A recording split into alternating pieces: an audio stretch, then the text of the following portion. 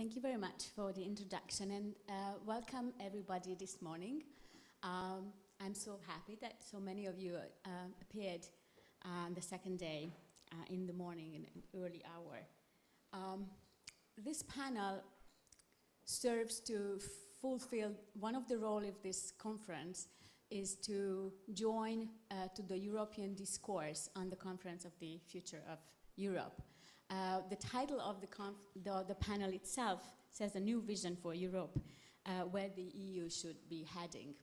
And I hope that today with Katalin, Cseh, with Ivan Vejvoda and Claudia Gamon, who are hopefully with us. Good morning, Ivan, and good morning, Claudia. Good morning.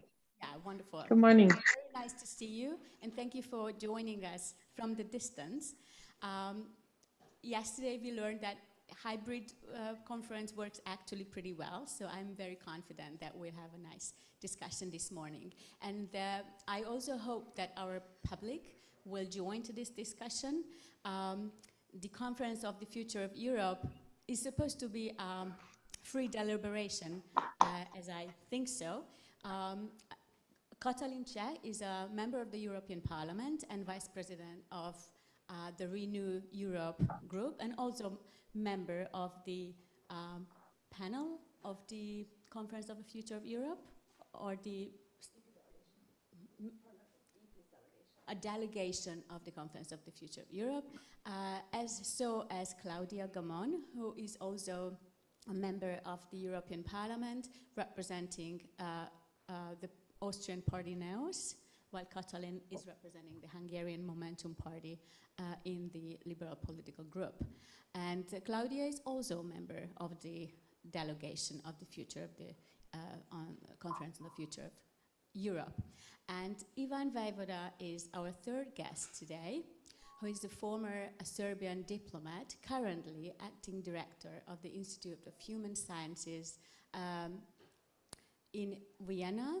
And Ivan is a founder of a research group, a program, which is called Europe's Future. So Ivan has a very interesting oversight on how today's politicians, thinkers, and researchers are thinking about the future of Europe, what problems they see, and what kind of solutions people think about for these problems. So this is a quite interesting topic, which I believe concerns all of you. So maybe just as a start, Claudia, would you please tell 3 sentences to us about what this Conference on the Future of Europe is about? Well, hello and good morning. I hope you can hear me well. Hello, Katalin, it's great to see you after the Strasbourg week. So what is the Conference on the Future of Europe? It's many things, but it is supposed to be a very open public debate about the future of Europe and where the European Union should head in its reforms and what reforms those should be. And what makes the Conference on the Future of Europe very different from other similar processes that we've had in the past is that there is and will be a very strong focus on citizens' participation. So this weekend, actually, the citizens panels are starting, which are made up of a representative panel of citizens from across the European Union that are debating the same topics that we as members of national and the European Parliament are also debating. And then we'll be trying to put all of that together to find suggestions for European reform and to do this in a very public way with a very public discourse in plenary sessions in Strasbourg. Thank you very much. This summer there were a number of contributions to the topic of the conference, and also there were various polls and researches on what people think about the future of Europe, and also on how people think about the pandemic, which we all went through in the last 1.5–2 years. So the European Council of Foreign Relations made a large study in 12 EU member countries, which was published a couple of days ago. And this study found that the European project still enjoys a strong support from European citizens. However, many Europeans have a bit less confidence than a couple of years ago in the EU's capacity to act strong and efficient when it's really needed. The report also said that the shared vulnerability is not enough any longer to bring Europeans together, and there is people feel that there is a strong need for reform, and the EU should be stronger. Again, this summer, there were a couple of other initiatives discussing or thinking about the future of Europe. For example, 16 right-wing parties published a common declaration about how they imagine the future of the European Union. They were calling for serious reform, and they said that the EU should be stronger, and therefore member states, nation state, should be stronger within the EU. One of them, Viktor Orbán, made a special advertisement in many European newspapers, you might have seen that, where he said that Europe is facing very serious challenges, such as mass migration, epidemics, and pandemics, and Europe must secure its citizens' security. And therefore, reform is needed, and Europe should be stronger. So we have a number of proposals already, and people in the EU feel that the union should be stronger, and there are all kind of politicians and thinkers also believe that the EU needs reform and should be stronger. So this is what I'd like to talk with you, also including the public, what a stronger Europe means for us. So just again a little warm-up. Our three speakers, would you just say like 2 sentences or 2 minutes, each of you, what a stronger Europe means for you? Maybe I call Ivan first so that you can also show yourself in the discussion. So what a stronger Europe would mean for you? Well, thank you very much, Zsuzsa, first of all, for the invitation. And I'm sorry I could not be there in Budapest with you. And I guess with Claudia, we're speaking from Vienna this morning. A stronger Europe. I think that Europe will, in 5 years, be stronger. And despite what the ECFR study showed, that vulnerability is not enough, I think that by necessity, with the challenges that the world is facing, whether it's climate change, whether it's the pandemics, whether it's the refugee issue, that won't be going away. That is something that will stay, that the countries, regardless of their orientation, left or right wing or somewhere in the middle, they will have to act. I think there's an illusion with the sovereignist movement that these countries, by being sovereign, can resolve these issues better. I think that is something that will be shown in practice, that they cannot, that they will have to rely on each other. That is why the European Union is what it is. It is to confront not only global challenges, but local ones. And so obviously the proof is in the making and the capacity, as has been said. And I think that will be a big test. But ultimately, I do not see either the European Union falling apart or becoming weaker. It must, to put it very simply, Europe must grow up to the challenges that it faces. Thank you very much. And now, Katalin, are you an optimist or less optimistic? Will Europe be stronger in, let's say, 5-10 years' time than today? Thank you very much, Zsuzsa. And is it working? Okay. And first of all, many thanks for having me on this panel. And it's great to see you, Claudia and Ivan. So you asked me whether I'm an optimist or not. Well, I think I would not be in Hungarian politics if I would not be an optimist. So I think this by definition sets me on track that I do believe that things will be better, things have to be better. But also, it's not only my optimism saying this. I believe that Europe's history has shown us that we've always become stronger through crisis. And if you just look at what's happening now, that how we are working ourselves through this pandemic, we already arrived to points in our joint European project that I think we would never think to be possible. Just even a few years ago, Angela Merkel said that Eurobonds are not possible in her lifetime. And now look at the next generation EU, what we have there. The process that we have made over the past years, I think is very impressive. And also, if we look at how we managed to reform our European own resources, I'm not sure that even if we manage to realize how much of a big step what we've achieved now with the levy on the digital companies or on the big polluters that will feed into our joint European budget, how much of a reform this is.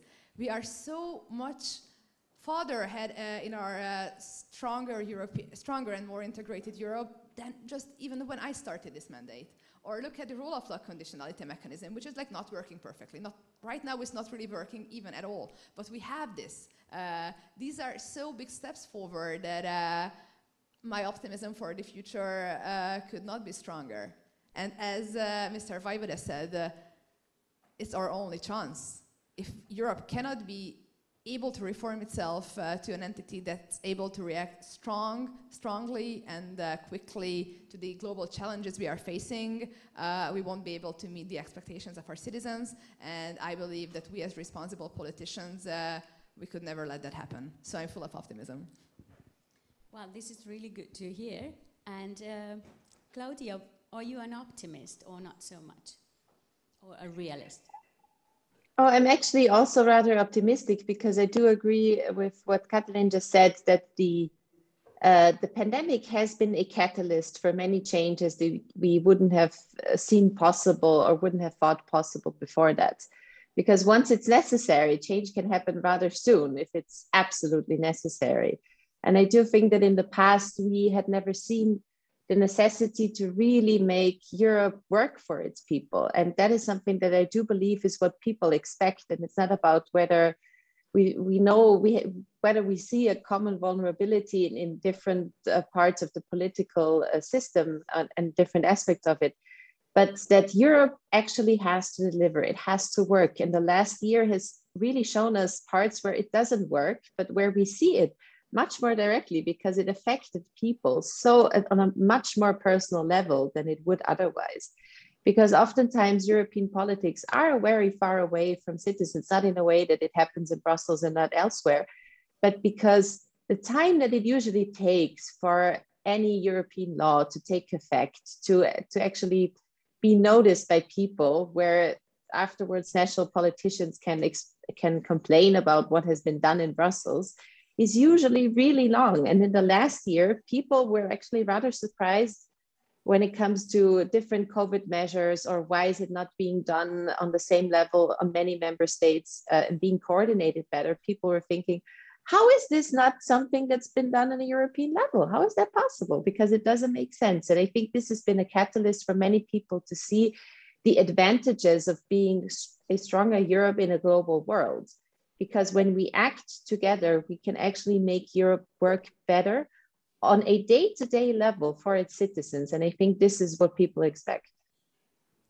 Well, it's very nice to hear that you are so optimistic, and you can demonstrate a couple of significant success from the last few years. However, and let me be the devil's advocate, there are plenty of fields where no success has happened. In the migration, there is no step forward for at least for 5 years. Serious challenges like demographic decline in Europe is really an issue without much efficient step forward. Viktor Orban has an answer to this, but we know that that does not work either. the climate challenge, democracy, rule of law. I think it's Jean Asselborn also yesterday mentioned one of his key concerns. So isn't that politicians in Europe today have very different threat perceptions, and therefore they and you also formulate your opinion according to what was possible and what not. But actually, there are plenty of things where step forward did not happen. And while analysts agree that traditionally the EU was progressing in each and every crisis, and of course we do see certain steps, as you said, Katalin, definitely, but altogether, the last decade, since the economic crisis and the migration crisis and the pandemic, demonstrated that each crisis creates more divisions than cooperation and progress. So what do you think about this issue that there are more and more cleavages among not only the member states and certain regions, but also an ideological cleavage within countries is also happening. I mean, Hungary is definitely one example to this, but there are many others. So it's a much more complex issue. And also if we see forecast what a common foreign policy can be vis-a-vis China, Russia, or the African countries, definitely there is no agreement at all. So my next round of questions before we open to the audience, where do you think there is hope that we can move forward, let's say, in the next 10 years? So, and where do you think the progress would be more difficult? Katalin. Well, European integration has always been a struggle. So I think moving forward is always difficult, right? There are so many different interests, there are so many different perceptions. As you said, between countries, within countries, between regions. We are a diverse bunch of people, and I think this is what makes Europe beautiful, of course.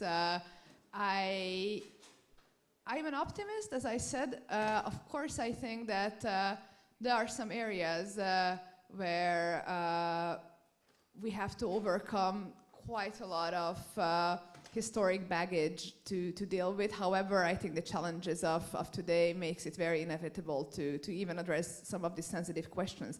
And under which I mean that what we really need and should make progress on, and where progress will be difficult but necessary, is the question of unanimity, the way how Europe works, the way how member states vote. And I think this is really at the heart of a lot of things we discussed earlier. We need to be a more efficient Europe that can work faster, that can react to global challenges in a more rapid and efficient way, and also where the entire community could not be held hostage by Trojan horses. If you look at the way how our foreign policy operates right now, there is a very worrying trend that there is this rising global competition with China and Russia. However, these countries now can rely on one of their loyal autocrats inside our community who is very eager to veto anything that he does not like, and I think this very destructive and also very dangerous behavior that can put the future of our entire geopolitical strategy into jeopardy really raised a lot of discussion around this question, and I think a few years ago we would not even imagine to be touched. So I think where progress should be made, even in a difficult way, it is qualified majority voting, the transition to that. But of course, we need to hear also what the Conference for the Future of Europe thinks about it. But this area is certainly something that I would spot. Another thing, very briefly, is the way how we address the rule of law challenges that arise within our community. I believe we could never be a strong Europe if the foundations upon which this union is based is not respected in every single member state of the union. We already see that our current toolkit is not enough to tackle the challenges what we have, and the rule of law conditionality mechanism is of course a big step forward. It needs to be applied, but also I think there are also a lot of other areas which is not covered by this mechanism, and we need to find a global solution that can maintain a Europe of values, no matter if you live in whatever corner of Europe. And by closing, I think these challenges, if not solved, can really derail the entire European project. Because we see, of course, right now problems with one member state or the other. But let me be clear, it is not a problem only of those member states, but a problem of the entire community.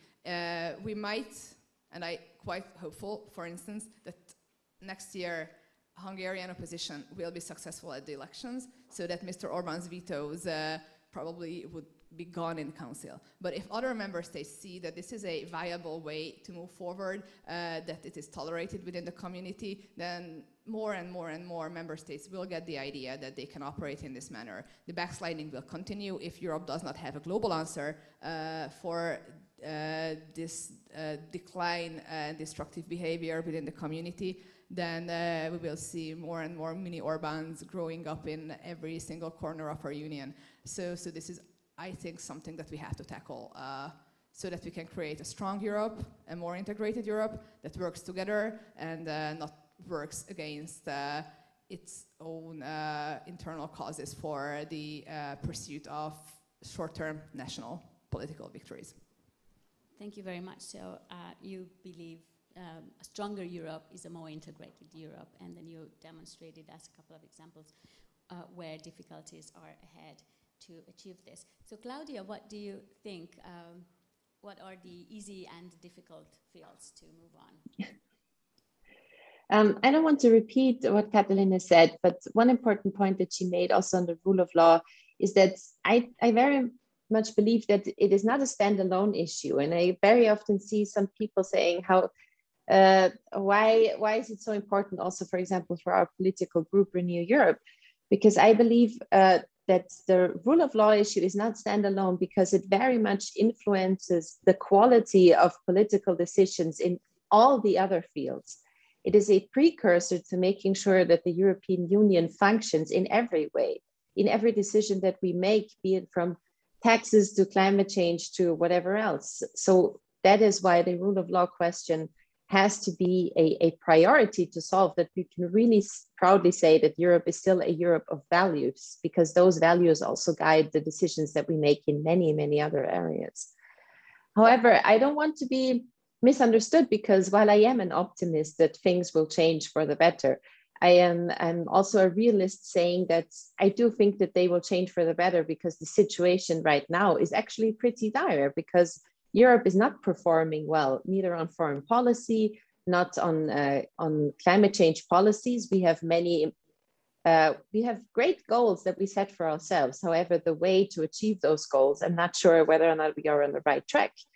And many other issues, and how competitive the European Union is on a global scale, how competitive we are, how we're moving forward with trade deals, how can we compete in digital industries. I don't think we're doing rather well. And one of the things that has to do with that is the way that decisions are made in the European Union.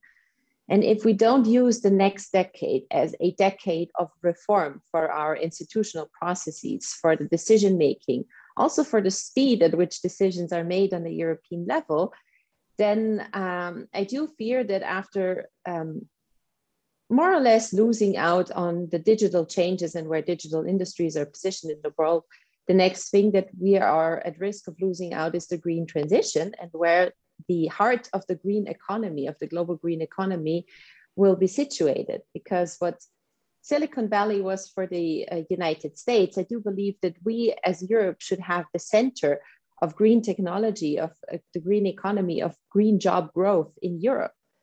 And I am really, I'm really skeptical as to whether or not we see the potential of that, but also the necessity for institutional reforms that are a precursor to making those decisions that lead into that direction. So institutional reforms are hard, but we need a catalyst for change. And I do hope that the Conference on the Future of Europe can be such a catalyst. And I don't think that these decisions nowadays, unlike it was made in the past, and the whole entire history of the past 40 years of institutional integration in Europe, I think it will have to go differently this time. It cannot be a top-down approach. It cannot be something that is simply what European heads of state want for the European Union. It has to be also a bottom-up process that comes from the citizens itself. It has to be something where every citizen in the European Union also sees the value of it. So we have to make sure that we lead this debate publicly and with everybody, because otherwise it will not be successful. And that is something where I think we still lack in infrastructure, because I don't remember there being many public debates about the future of Europe. It's not something that people talk about at their dinner table, unfortunately. And I think that is where we have to get to. Well, thank you very much. So now you described also a number of institutional reforms of the European Union, and also you mentioned a number of policy fields where there is a necessity to step forward, and also where there is potential and agreement possible. Yesterday, in the afternoon, one of the afternoon debate, Larry Diamond spoke about the state of the world where we are, which is also the truth in Europe. And he said that if we don't think linear on history and democracy decline, which we live in and perceive in many countries and altogether in the West, then we should think about how to revitalize democracy, how to reshape it, how to formulate. And he said that this should incorporate institutional reform, I mean thinking about the institutions of democracy and policies, just as you mentioned, which is also very relevant for the EU. And he said that we also have to think about ideas and democratic processes, because democracy is not an ever completed project. It's a process, and we have to figure out how to improve it continually and all the time. Ivan, when you think about what is difficulty and what's possible for the future, how you think about ideas and democratic processes beyond the concrete policies what Katalin and Claudia spoke about? Well, first of all, let me say that I very much agree with what Katalin and Claudia said in their interventions. And it's very important that you reminded us, not only as the devil's advocate, Zsuzsa, that the challenges are huge. And let me just say in a sort of sweeping statement that the evil in history can come back very easily. Not only the prior century was a demonstration of that, but the country where I was born no longer exists, Yugoslavia, that disappeared in front of my eyes. And even though I was a person of ideas and social science, I didn't see war and conflict and nationalism and sort of the evils of the past coming back like a boomerang. And I think that's what we need to be aware of. That's why Europe was created, to avoid those evils coming back. And I think there's a lot of complacency because Europeans and citizens have gotten used to all the benefits that have been incurred by the 40, 50, 60 years of its existence. You know, open borders, a common currency in many countries, simply the easiness of living the various social rights. And I think that's why people believe that Europe needs to exist, because when Trump and Brexit happened, suddenly people realized that all this could slide back into different areas. But coming back to your question, I think there's been a, I don't know how to say it exactly, technicization of politics. We talk about governance very often, not about democracy. Democracy is about the people's voice being heard, the relevance of that voice in political decision-making. And I think that what has happened with the rise of right-wing movements or nationalism and populism is that there's been a disenchantment with politics. People feel distant from it, and they don't see that politicians are responding to their needs. I cannot not mention an example of how politicians are trying to stay in power or come to power, and that is the example of Michel Barnier the other day. I mean, somebody who negotiated Brexit on the part of the European Union suddenly in France comes out with a sovereignist speech of the worst kind, and suddenly there's a flip. How can people believe in politics and then ask, who is Michel Barnier? Is he a pro-Europeanist or does he want to be a French sovereignist? And I think these are the kinds of things that people are tackling with when they're looking, as Claudia says, and talking at the dinner table. People need to feel protected. That's key in a democracy. And secondly, they need to feel they have a chance. And if they don't feel they have a chance, then the kind of snake oil solutions, as Americans say, the illusionist illusions, are the ones that they are attracted to. And I think that in the spirit of democracy, and Larry Diamond, I think very rightly says, and that's someone like myself who deals in political philosophy, democracy is reinvented every day. It's not given. It's a very fragile flower. And if it's not cultivated in the right way, it can disappear. And the regression of democracy that we're seeing is, I think, a manifestation of that. And that is why this whole rule of law conditionality, that is why our mouths are full of these issues. And Claudia rightly says it has much broader ramifications than simply the question of is the judiciary independent or not.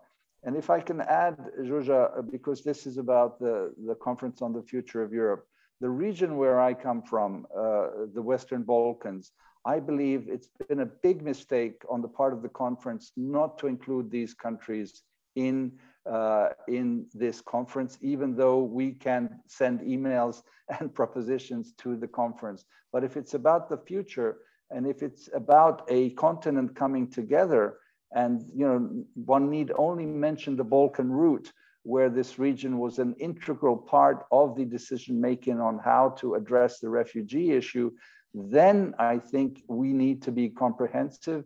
And what I call this last unintegrated core part of geographic Europe needs to be much more part of these conversations than has been the case up to now.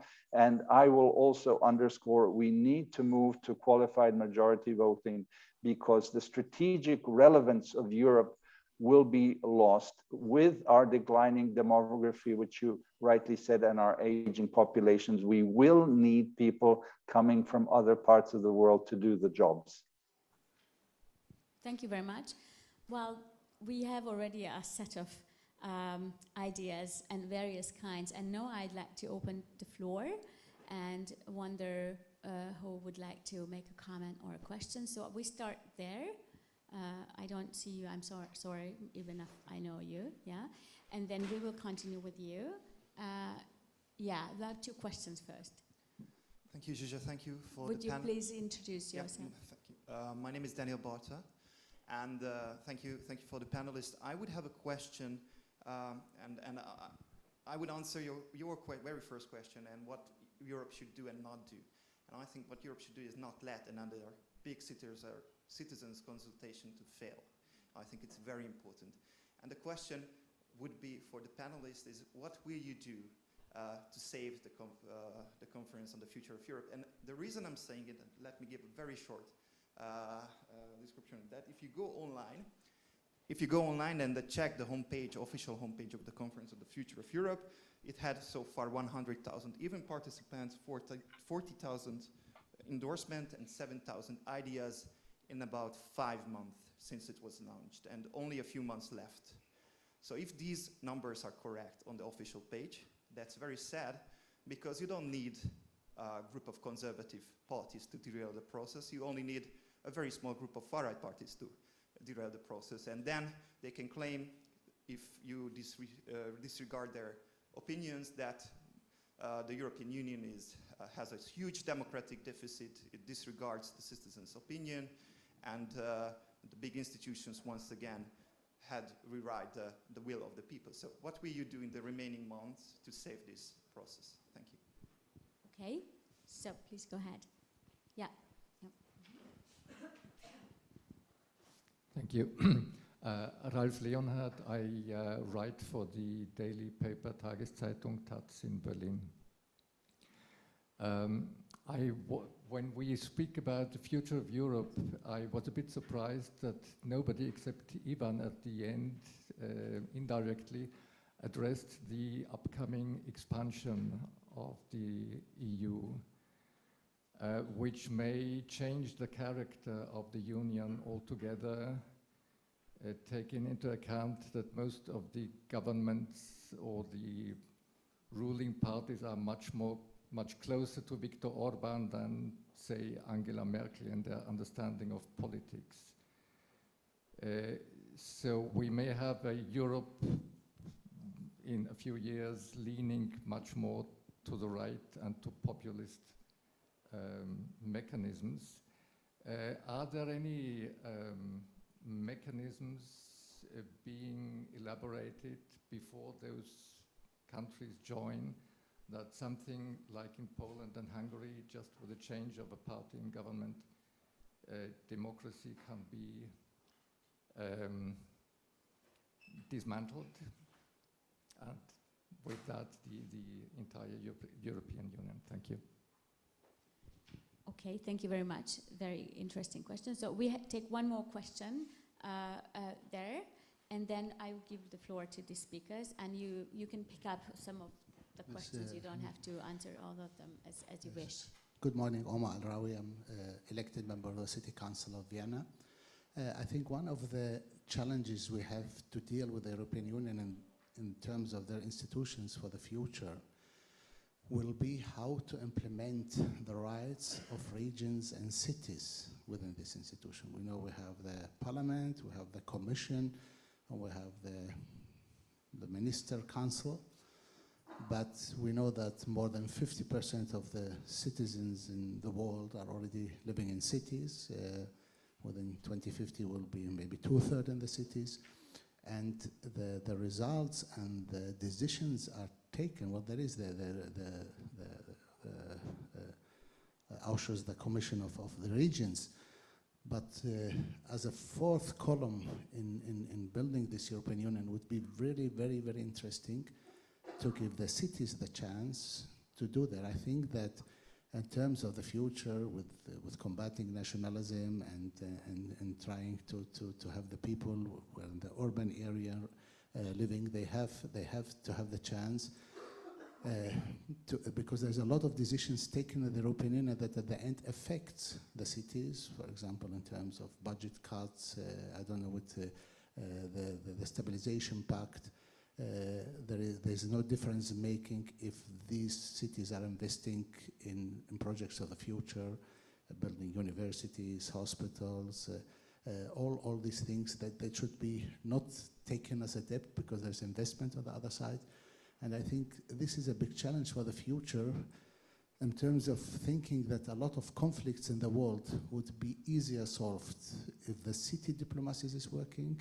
You might see today that maybe if two prime ministers would meet, that would get a diplomatic problems. I remember when the foreign minister in Austria invited Putin to her marriage, there was a lot of discussions why they're breaking the thing, but on the other side, if the mayor of Vienna meets the mayor of Moscow, nobody would say that. And I think there is a big chance that the future concentrating of the regions of the cities as one of the important columns. Okay, well, thank you very much. So we have now three questions. One of the fate of the conference, on enlargement, and the role and rights of cities in the EU in the future. So who is going to start? Would like to comment? Well, if you want, I can start with the question from the gentleman from Tageszeitung. Indeed, the whole question of enlargement is about the credibility of the European project. At the highest levels of the European Union, and most recently the visit of Chancellor Merkel to Belgrade and Tirana, she has repeated what has been said since the Thessaloniki summit of 2003, when these countries were invited to join, and provided, of course, they meet the conditionalities of the Copenhagen criteria. I think your worry is a bit overstated, because the earliest these countries can come in is probably in 10 years or 8 years.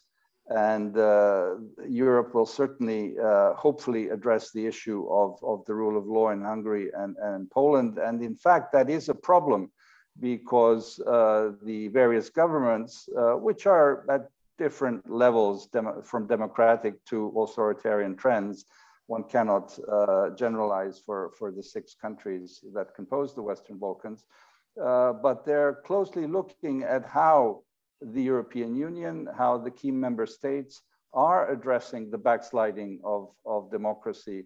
And this is a very serious problem in terms of the credibility of the European project and the credibility of how the European Union and its member states uphold the rule of law and the values-based international system as such. And so I would say that it's important to maintain, regardless of the famous fatigue with enlargement, that it is important to maintain the open door policy, to use NATO language, of exceeding, allowing countries to exceed. Of course, I won't delve at all into the issue of Ukraine and these issues, but the European Union must project that space of a democratic family that includes European countries.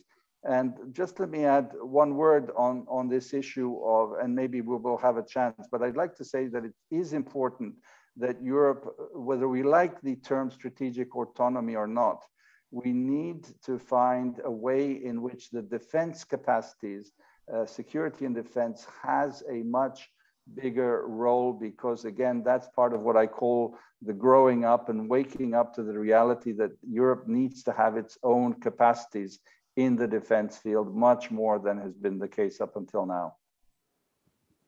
Thank you very much. Katalin?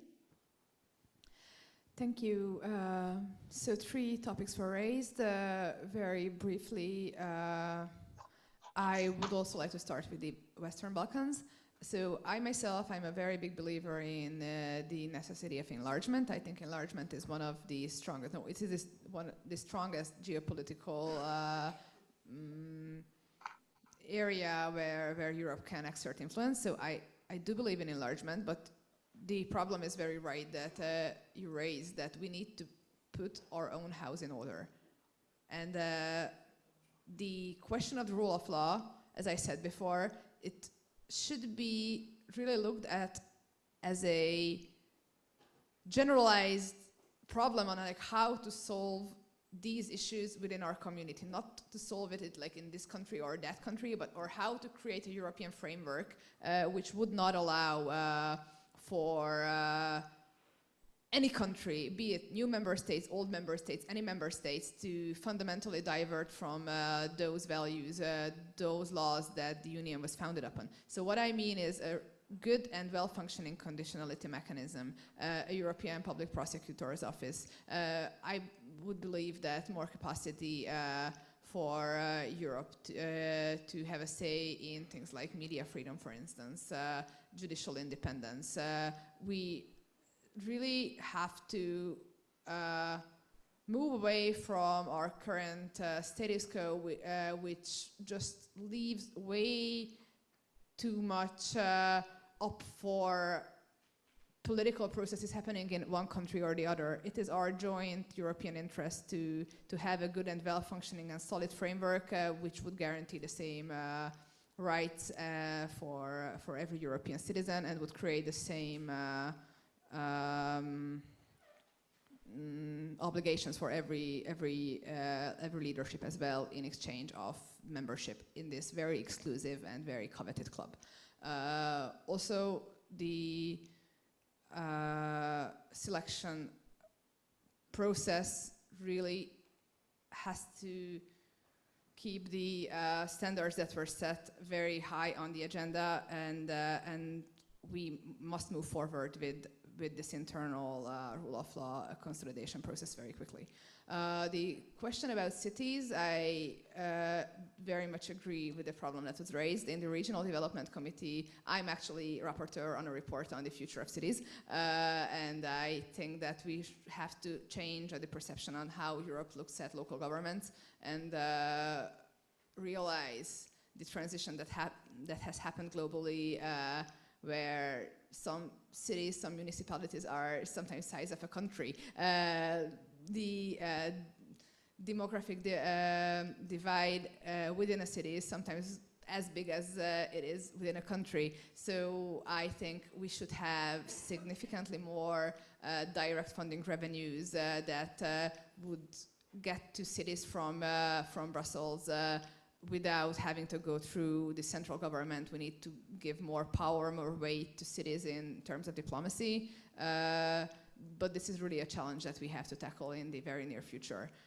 And the Conference for the Future of Europe, you know, I have this feeling over the whole process that apart from Parliament, I hope, very few institutions are interested in making this conference a success.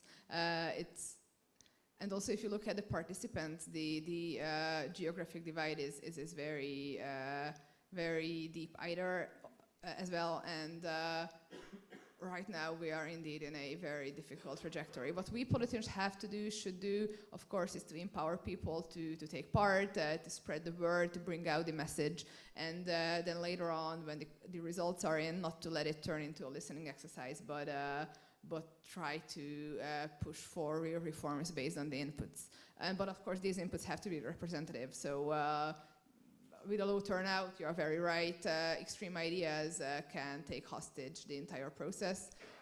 So we really have to make the most out of the time what we have, and try to channel as many inputs in as possible. So also, please, if you haven't done so yet, please register at the website and make your voice heard also here. Just before I give the word to Claudia on this, maybe you also would like to comment on this issue.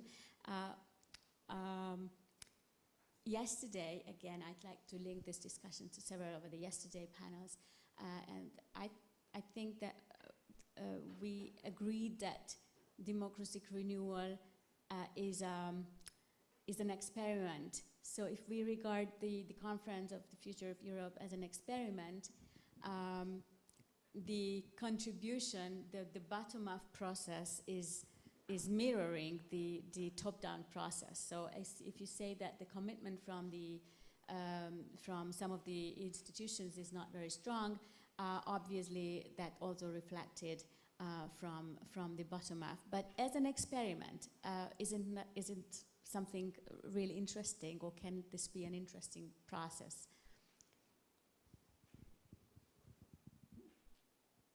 Claudia. Okay. Well, I will start with the conference, and yes, I do think it is an interesting process, but that I don't think that is the problem. The problem is that the other institutions, especially at the council, I do believe, and I'm really trying to make a very cynical observation, were from the beginning on trying to set up the conference for failure, because they were never keen on it. They didn't want it to happen. It was only the Parliament, and especially also the Renew Europe group, pushing for this conference to happen. And it took us a long time to get it off the ground, and the setup is far from optimal. It's very far away from it. The website is basically is the absolute opposite of user-friendly, you could say, when it comes to making it easier for people to participate online. The setup when it comes to resources that are allocated to the infrastructure of bringing people there and so on, it was a constant fight. So from the beginning on, I had the impression that other institutions that are in this conference do not want anything to come of it. But the question now is, should the Parliament just take it lying down, or should we use what we have and try to make the best of it? And that is what we are trying to do. What I'm trying to do as an MEP from Austria is trying to have as many public events as I can, where I also I take note of everything. I put everything on the platform. That is what I can do in terms of bringing people to the conference, bringing them to the platform and engaging with them. But the big debate, I think, will have to happen on a content level. We need to have something to fight about. So we need to start not only talking about the conference itself, because that is probably the most boring aspect of the entire exercise, but to have an actual question where we can fight about as a public in a public sphere, in the public media, all across Europe. And I do hope that media institutions all over Europe will participate in that and will take on the fights and have these debates, pro and cons, on the big questions on European integration, on reform, not just of the institutions, but on the big questions of where do we need more, where do we need less, on the big fights on taxes, for example, on the big fights on foreign policy. We have to debate it publicly. And I do think that the most important forum for that will not be in Strasbourg. It will be the public sphere. But we have to get that going. And for that, I think we need to start by having a big question to fight about. And that I hope will start with the next plenary session that we will have in Strasbourg, to keep it, to just get it rolling, and then have a public debate. And I think it has to be something provocative, or where we can get the leadership of Europe, especially in the Council, to make a statement on where they stand on these issues. And then I think the conference can be a success. On the question of, just very quickly on the question on the cities in Europe, I very much agree with what Katalin has said, but I also think that we have to acknowledge the divide between that is happening all over Europe between those living in cities and those that do not. Me coming from a very rural area, there are different needs, but I think in the past, just as we have tried to make Europe work for different member states, even though they are very different in terms of their history, their demographics, their geography, we have to acknowledge also the differences that are between rural and the non-rural areas all over Europe, where people living in cities have very similar lives across the European Union and differ very much when it comes to the lives and infrastructure needs and so on, to their countrymen and countrywomen in more rural areas in their cities. And European policy will have to reflect that, because it will make the policy making better, I believe. Thank you very much. Are there other questions or comments from the audience? Yes, I have one here and then another one in the back. Okay, we'll start there because the microphone is there, so please. Thank you. Simon Gergely, Cseh from the European Green Party. Thank you for this very interesting panel. What I wanted to ask is, in the context of the conference on the future of Europe, is there any proposals from the liberal political family on changing or expanding the competences of the EU in the social policy area? Thank you. Okay. We have another question here in the front. Yeah. Well, my name is István Hegedűs. I'm the chairman of the Hungarian Europe Society. My question is about the Hungarian elections next year.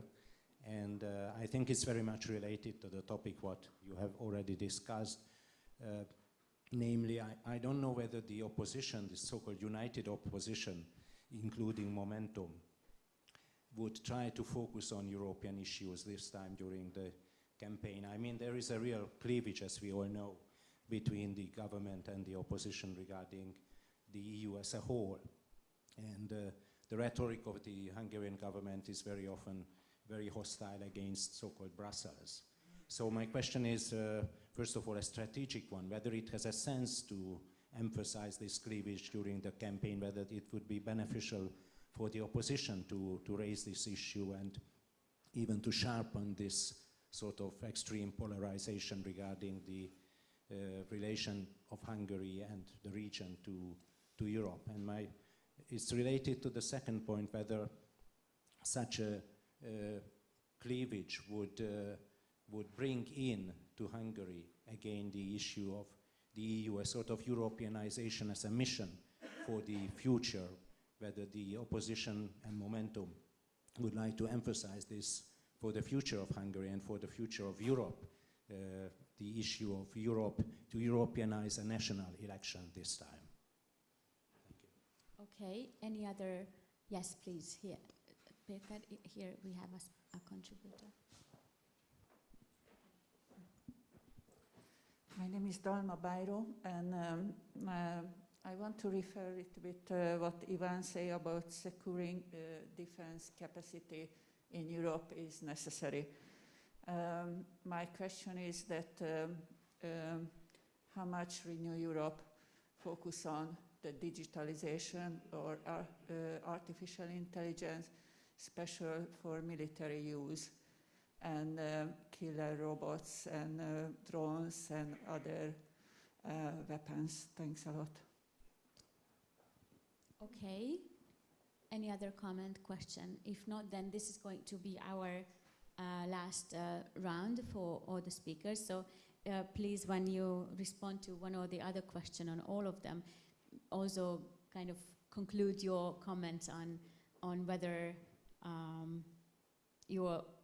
my first question, whether what strengths of Europe, what will bring Europe to be stronger in your opinion? Please, maybe we start with Claudia now, if you don't mind. Yes, very much. I was just writing down what everybody was asking. I will start with, I didn't quite understand the last question, I have to say, with digitalization for military use. I'm trying to piece together what I believe the question is about. Why don't we just clarify this? Because I think, Dalma, could you please formulate your question again? Because it was not very clear for the speakers. What exactly your question? There is a development going on in the military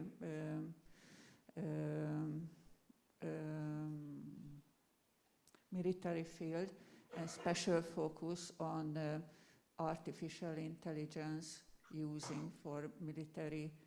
It means that they're developing drones and tanks and airplanes without meaningful human control. So they're doing self by algorithm who will be die and killed. And this development going on very rapidly all over the world, including Europe. And what's the question? Because the question is that Renew Europe dealing with this issue, the militarization and special focus on artificial intelligence. Whether the EU should support this process and participate in it, or is yes, and a special Renew Europe as a group. The Renew Europe. Okay, thank you very much. Okay, so the Claudia, it's for you. Okay, well, I am not an expert on military policy, but I do deal a lot with digitalization issues. And what Renew actually really believes in when it comes to artificial intelligence is that while we very much believe in the potential for AI technology and that we have to invest a lot more in Europe, especially in the competences that we have, we do believe that we need to have a clear regulatory framework for artificial intelligence in order for it to guarantee that it supports human rights, it supports democracy, it is not discriminatory. And for that, we are actually pushing forward for Europe to become the first continent that has a clear regulatory framework for that. And obviously that would also apply to, I guess, all of the military use that is possible for that. And I think that especially here, Europe or the European Union as the place where human rights are put at the center of the heart of any policy, it will have to be especially important. And while I do believe in stronger military cooperation, but the point where I believe that we have to talk about digitalization and military cooperation is cybersecurity and to protect Europe against cyber threats. And that is where we actually lack a lot. And once again, I'm not an expert, but the question that I hear a lot when it comes to digitalization in military is more about cyber warfare than it ever is about drones, because that is for Europe a huge threat that we have to deal with, and we're trying to build our capacities in that regard. But I can assure you, our position on artificial intelligence is to make sure that it works for humans and not against it. That is what we want to make sure. And I think that this is also the position that the European Union should take in that. The next question was about, obviously I will not comment on Hungarian politics, but on social policies. I don't think it's a big surprise that some political families very often differ on some issues, and social policies is one of that. My personal opinion and that of my party is that I believe in the goal of any European debate has in the end to have a strong United States of Europe. I very much believe in that. And for me, that includes social issues as well, where it makes sense. But that is the point about subsidiarity, is that everything should always be done on the level where it makes the most sense. And that doesn't happen for a lot of policy issues in the European Union. So I am neither dogmatic nor ideological about where politics should be made. I think the decisions have to be taken where they work best and where they make the most sense. And a final comment, I believe that the strength of the European Union and the success of the European projects in the future will also lie in strengthening European regions. And I think that is something that is very fascinating every time from the Austrian perspective, is the success that Austria has had because we have such strong connections to our neighbors, and that we can make the most of the regions where Europe really comes alive, where people work together across border and see what they have in common because of the way that Europe brings them together, and that the European Union allows them to work more closely together. And if we bring that spirit, that many people that live in border regions, for example, if we bring that spirit to the political decision-making processes in the European Union, then I'm very hopeful that the European project will be even more successful in the future. Thank you very much. Katalin, what you answer to the questions? I think Claudia gave a very good answer to the question regarding AI and military. I fully agree with her on this. Regarding social policy and the conference, well, first of all, I believe that the starting point for us is that everything is on the table. So of course it depends on what the citizens' inputs will show. But me personally, I personally believe that we cannot be a strong and successful Europe if social divisions are as deep between countries as they are now. That in one country, some people cannot even afford to have, I don't know, proper heating in the winter, and they have to heat with the diapers and trash, and at the other end of Europe iPads are handed out in kindergarten. So big social tensions really tear a community apart. So I would believe in a stronger, integrated and more social Europe with more European competences in social policies. But as I said, the conference is mostly about listening to input. So political input is only one input, and the most important input hopefully will get out at the citizens level. But I do think that that a lot of the problems we face now in Europe is due to the disregarded social divisions between East and West and North and South. And this is our joint interest to create a Europe where everybody is able to live a prosperous and safe and socially protected life wherever they live within the Union. And finally, the question regarding the elections and the role of Europe in the elections. Well, of course, I'm biased here, but I definitely think that it has to be high up on the agenda, and for my party, Momentum, it has always been one of the priorities. And not only because there is a campaign, but this is the future of our country.